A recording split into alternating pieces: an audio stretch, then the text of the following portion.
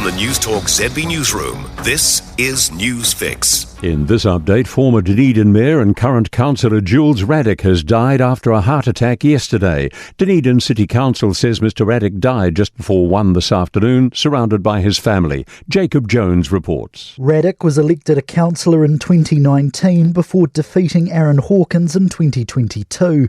He lost the mayoralty last year but was elected as a councillor. Current Mayor Sophie Barker says she's shocked and saddened by his sudden passing and says he was a dedicated member of council who she admired for his service. State Highway 1 in South Auckland's Takanini is down to one lane northbound after a truck carrying a small house collided with an overbridge. This happened between the Papakura on-ramp and the Manarua Takanini off-ramp just before 3:30 this afternoon.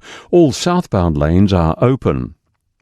There is some confidence Kiwi kids are getting the swimming lessons they need, even though fewer schools now have pools. Around 1,400 schools around the country have a pool, 25% fewer than had them 20 years ago. School boards control their funding. Water Safety NZ helps cover maintenance. Intervention lead Esther Hone says support is vital to ensure kids learn to swim, whether that's keeping school pools open or sending students to pools nearby. Pools cost a lot to run, and the maintenance and operating costs may not be realistic for many, and it's an ongoing cost, especially if they've been existing since, say, 1950s. The GP practices whose patients were affected by a cybersecurity breach at Manage My Health have now been identified. The online health portal reported unauthorised access to its systems during the week, but says the incident has now been contained.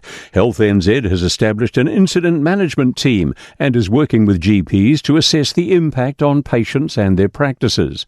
It expects Manage My Health to have a time frame for notifying those patients who've been affected by Tuesday. That's news. In sport, Joe Root and Harry Brook have steadied the ship with a 100-1 partnership midway through day one of the fifth and final cricket test in Sydney. The pair came together when England, having won the toss and chosen to bat, had been reduced to 57 for 3. But a short time ago, they moved the score on to 184 for 3.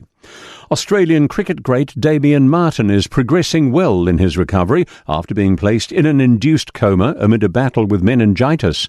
The 54-year-old right-hand batter, who played 67 tests for Australia, fell ill suddenly late last month and was rushed to a Gold Coast hospital where he remains.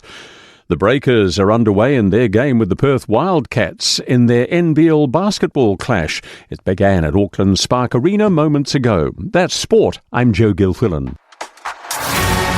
For more news, listen to Newstalk ZB on the free iHeart app.